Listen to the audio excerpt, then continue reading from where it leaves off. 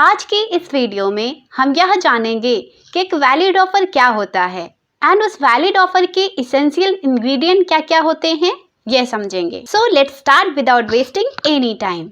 The word offer has not been used in the Indian contract act, instead the word proposal has been used. इसका मतलब यह है कि Indian contract act में offer word का use ना करके प्रपोजल वर्ड का यूज किया गया है, क्योंकि offer and proposal are the synonyms words. एक वैलिड कॉन्ट्रैक्ट के फॉर्मेशन का जो फर्स्ट स्टेप होता है वह ऑफर होता है। एक जनरल लैंग्वेज में ऑफर को कैसे डिफाइन करते हैं अब वह सुनिए। अगर किसी पर्सन ने किसी अदर पर्सन से कोई चीज़ बेचने, खरीदने या फिर किसी चीज़ को करने या फिर ना करने की बात करता है तो वह ऑफर माना जाता है। इंडियन कॉन्ट्रैक्ट एक्ट ने इसके बारे में क्या कहा है यह देखते हैं। The word proposal has been defined under section 2A of the Indian contract Act 1872, जो कहता है कि when one person signifies to another his willingness to do और to obtain from doing anything with a view to obtaining the assent of other to such act or obstinance, he is said to make a proposal. It means जब एक person किसी और person को अपनी willingness किसी चीज़ को करने या फिर ना करने के लिए इस इंटेंशन के साथ शो करता है कि वह अदर पर्सन अपनी असेंट दे दे या फिर अपनी कंसेंट दे दे, इसी एक्ट को प्रपोजल कहते हैं। फॉर एग्जाम्पल, ए ने बी को बोला कि मैं अपना फ्लैट 5 लाख रुपए में बेच रहा हूँ, क्या तुम इसे खरीदोगे? अगर बी ने ए से बोला कि हाँ मैं आपका फ्लैट 5 लाख रुपए में खरीद लूँगा, तो यहाँ पर ए ने बी को ऑफ़र दिया और जब बी उस ऑफ़र को एक्सेप्ट कर लेगा तो यह जो ऑफ़र है वो प्रॉमिस में कन्वर्ट हो जाएगा। The person who makes the proposal or offer is called the promiser or offerer, and the person to whom it is made is called the proposee or offeree, and when he accepts it he called a promisee. It is also defined under section 2C of the Indian Contract Act. इसका मतलब यह हुआ कि जो person offer दे रहा है वह offeror कहलाएगा एंड जिसके लिए यह ऑफर बनाया गया है वह ऑफरी कहलाएगा। एंड जिस पर्सन के लिए यह ऑफर बनाया गया है अगर वो अपनी एसेंट दे देता है उस पर या फिर उस ऑफर को एक्सेप्ट कर लेता है तो वह प्रॉमिसी कहलाएगा। Now I am going to tell you all essentials of a valid offer या फिर legal rules regarding offer.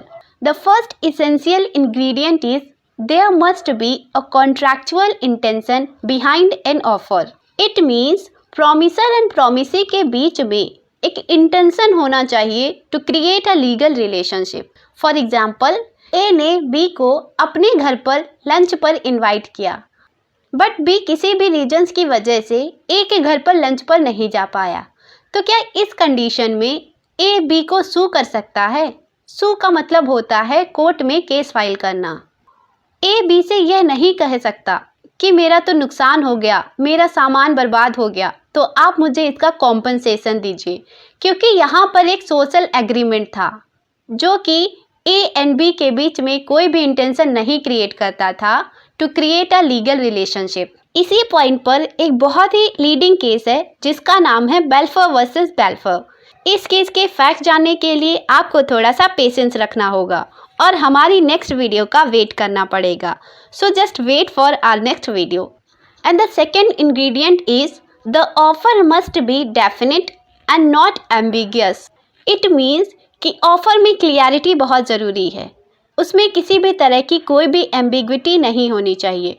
For example, एक शॉप पर जाता है और कहता है कि मुझे 5 लीटर ऑयल दे दो। उसने यहाँ पर उस ऑयल के बारे में कुछ भी नॉलेज नहीं दी कि उसे किस तरह का ऑयल चाहिए, आलमंड ऑयल चाहिए या फिर किसी और तरह का ऑयल। तो इस कंडीशन में शॉपकीपर को यह कैसे पता चलेगा कि ये कौन से ऑयल की बात कर रहा है?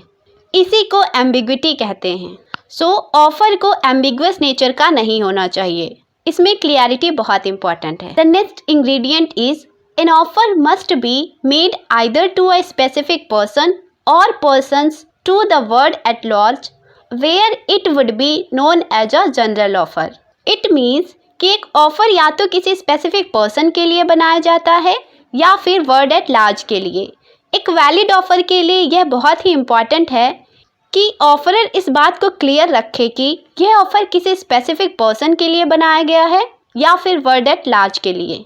जब ऑफर वर्ड एट लार्ज के लिए बनाया जाता है तो उसे जनरल ऑफर कहते हैं। फॉर एग्जाम्पल, एक्स का एक डॉग होता है जो कि लॉस्ट हो जाता है, तो एक्स एक न्यूज़पेपर में एक एडवर्टाइजमेंट देता है कि जो कोई भी पर्सन मेरे लॉस्ट डॉग को ढूंढकर मेरे पास वापस देगा, मैं उसे 10,000 रुपीज़ का अवार्ड दूंगी।